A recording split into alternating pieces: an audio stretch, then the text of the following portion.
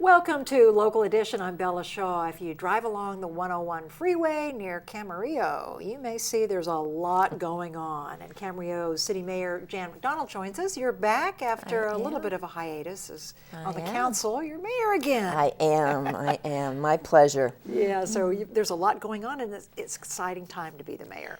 It is exciting. It's always nice to be the mayor in the city of Camarillo, but it is. We have a lot going on in our community, and you do see a lot of development when you're passing by on the 101 freeway. It's been around for 50 years, the city, and it seems like it's well planned and orchestrated. That you had a vision 50 years ago, They absolutely and now did. a lot of those things are coming to fruition. What's the big thing that people always see when they're coming down the If freeway? you're on the freeway, you probably see Springville. A new interchange was built there, and now you're starting to see the development fill in around that interchange. And on the north side of the freeway will be residential, primary, with a little bit of retail. And then on the other side of the freeway is commercial. And what is Springville? It used to be the old stagecoach stop, and that's where it got its name, way back when. That's where the stagecoach came. And now it'll be apartments, condos, townhouses. So now we just call that area of Camarillo Springville. But yes, it will have all sorts of residential units, from single family, apartments, condos, nice seniors living apartments. So not assisted living, but very kind of self-contained. That's interesting. With great amenities and so forth. Yeah, You've kept up with the times because the baby boomer generation wants the 55 and up accommodations.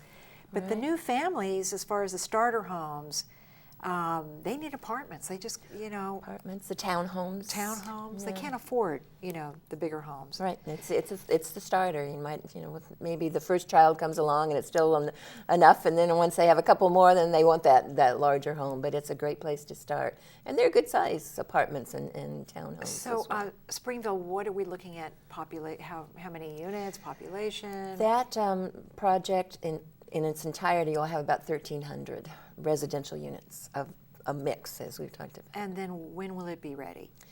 Well, there are some now. It started with about 384, I think is the right number, of apartments that are now occupied. So that was done in 2015.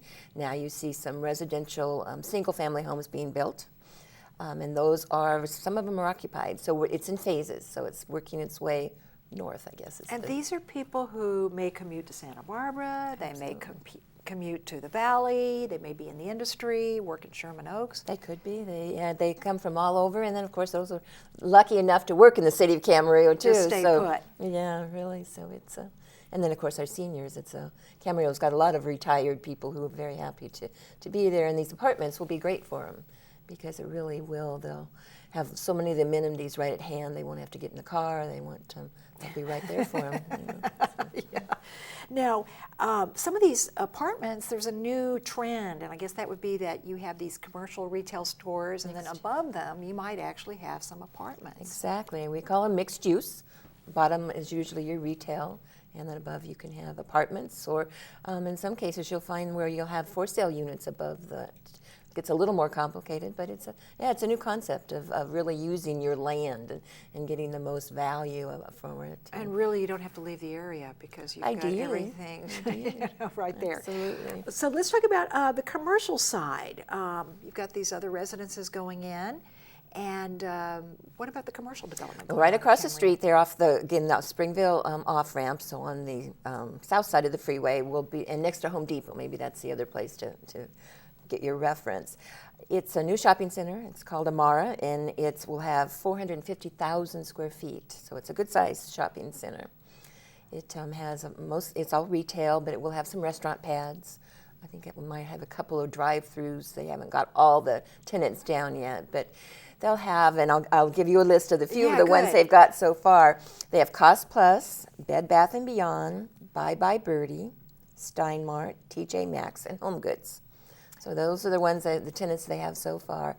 They expect to break ground the end of the year of 2017, and it'll take about a year or so to get it done and people in there. What about the infrastructure with the streets and the freeway and off ramps, on ramps? That's all there. That's all been done. Already there. Yes. And what has it meant to your city as an economic boom?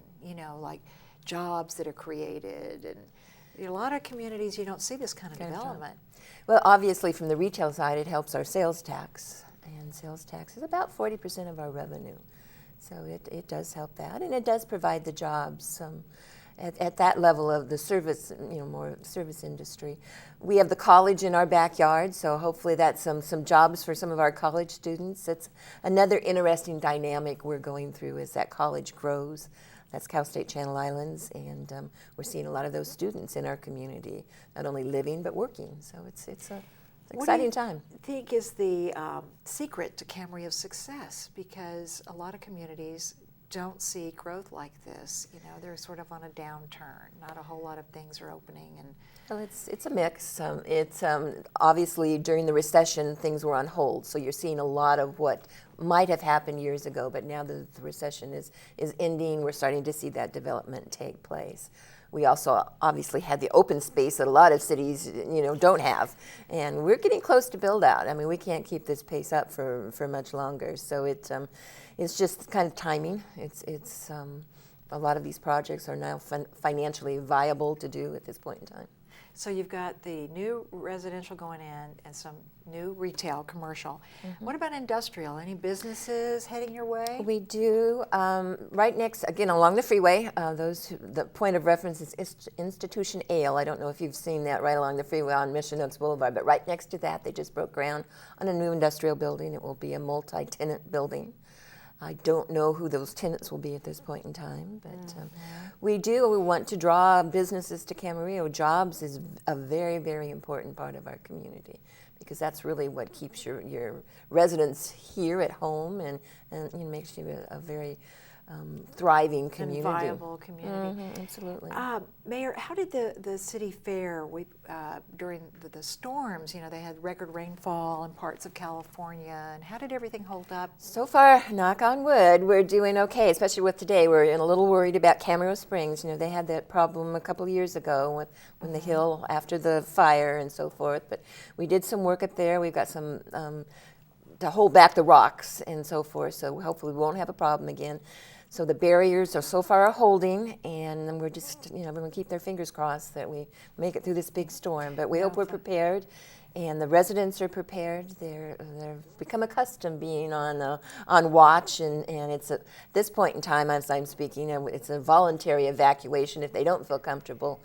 But we're really hoping that the work that we've done in the detention barriers will hold back the hill and we'll make it through another rainstorm. So no flooding for the storm. So what about your water situation? Are you okay as far as in your reservoirs and where you get your water? We actually have a project that we've been working on for many, many years, and we're finally excited that we think we can finally do it, and that's our desalter. And we have a huge plume of brackish water sitting under our community. And by building a desalter, which really is a reverse osmosis process, we're going to be able to go down, get that water that no one can use, bring it up and turn it into drinking water. So that's really exciting. Is that the brine or something? Right. The brine. That's what's left. Okay. And it will go out in the brine line that's being put in by Callegas Water, and then we'll take it back out, way out to the ocean. So you're immersed in a lot of different things. We Camarillo are. City Mayor Jan McDonald, thank you so much. Oh, it's my pleasure. For joining us here on Local Edition. I'm sure you'll visit us again. Keep us up to date on what's going on in Camarillo. I'm Bella Shaw. We thank you so much for joining us, and we'll see you next time right here.